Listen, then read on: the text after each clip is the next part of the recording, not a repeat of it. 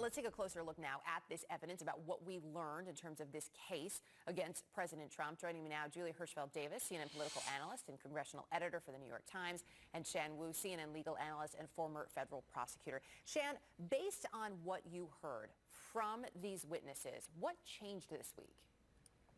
I think what changed this week is that the Democrats put out a steady amount of evidence. They were good prosecutors to build the case. I think what changed was the American people got to hear firsthand just how the Trump administration has used the State Department, used foreign policy at the expense of national security to further the political ends. And I think that was made very plain as opposed to us just hearing bits and pieces being put out.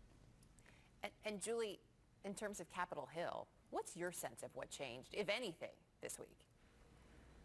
Well, I mean, I think Shan's right that now there is a much more precise and detailed narrative out there, much of which had been given behind closed doors, but the public had not gotten a chance to hear, and frankly, many lawmakers hadn't had a chance to hear firsthand of exactly what this pressure campaign looked like, the fact that not only did it exist, but people at the highest echelons of the administration knew that it existed, took it as an article of faith that this is what the president wanted and that he was repeatedly asking for it through Rudy Giuliani and other senior members of his team.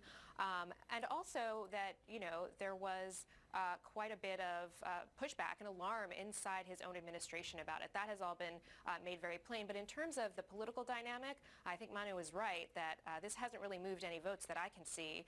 You heard Republicans, even some who have questioned the president's conduct and some of what he did here and said that it might not have been appropriate, say that, you know, they still didn't think that this was impeachable conduct. Mm-hmm. And you see Democrats going ever more aggressively toward just that place of drafting these articles of impeachment. And so a vote does now seem inevitable. The Democrats are in control of the House, so there's very little doubt in my mind that it would pass. But I don't see Republicans really changing their minds based on what they heard the last couple of weeks. Yeah, the divide is still there and perhaps even growing in some ways. When we look at what we learned, what we saw, what we heard, there's also who, I should say, we didn't see, who we didn't hear from. And these are central figures, Shan, to the narrative that we heard from all of these witnesses. We're talking about Mick Mulvaney, Secretary Pompeo, John Bolton, even the vice president.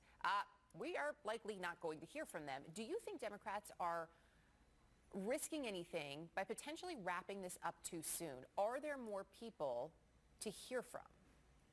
Well, you know, I think to Julie's point that there's no budging on the Hill, if they were to delay by trying to fight longer to get these people, that's not going to budge anybody either. I think they're making a smart move by trying to push forward. And from a trial perspective, as a trial lawyer, when you have an empty chair, you can do a lot of things with it. You can point to it, you can blame them for things. Now, both sides can do that a little bit, but there are big advantages to not having them there too, and that's something for us to keep in mind. And Julie, Speaker Pelosi, too, has pointed out, you know, what we're hearing from both of you, but she was very clear in saying, I'm not going to wait for the courts to fight this out in terms of other folks they want to hear from, making the case it's just not worth it.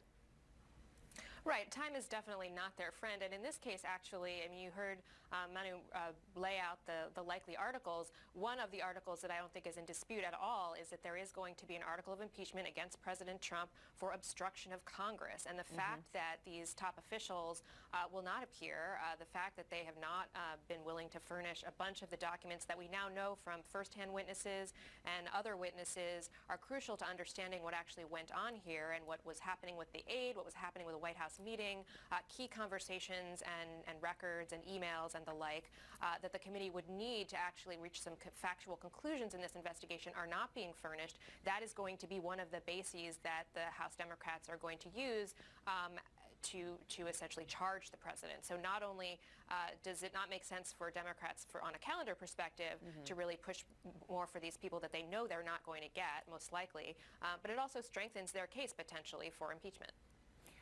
You know, Shan, we actually, well, we're not hearing from John Bolton, obviously, in any of these public hearings. He's back on Twitter after an absence, cryptically.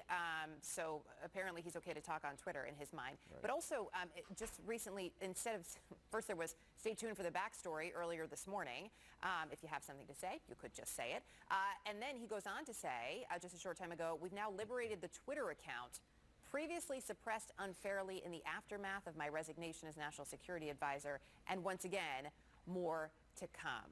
I mean, when you see something like this from a person who knows full well that many would like to hear from him publicly. Just, I mean, what's your gut? Especially as a former federal prosecutor, what does this say to you? It says two things. I mean, my gut is he's just doing a marketing campaign to push his book. Maybe some ego involved, too. He's still mad about him having to leave the administration. You know, from a prosecutor standpoint, from a kind of trial standpoint, for the Democrats, I don't really want to see that. I don't want the witness out there in public making their own statements, not able to control what they're going to say, not knowing what they're going to say. And he may say something that's damaging to the Democrats' case, and there's no way to rebut it right now. But I think he needs to be careful, because when you're making these public statements, you may have a hard time putting the genie back in the box by then claiming, oh, I can't talk in public, there's privilege or some other reason, when you're actually already out there tweeting about it.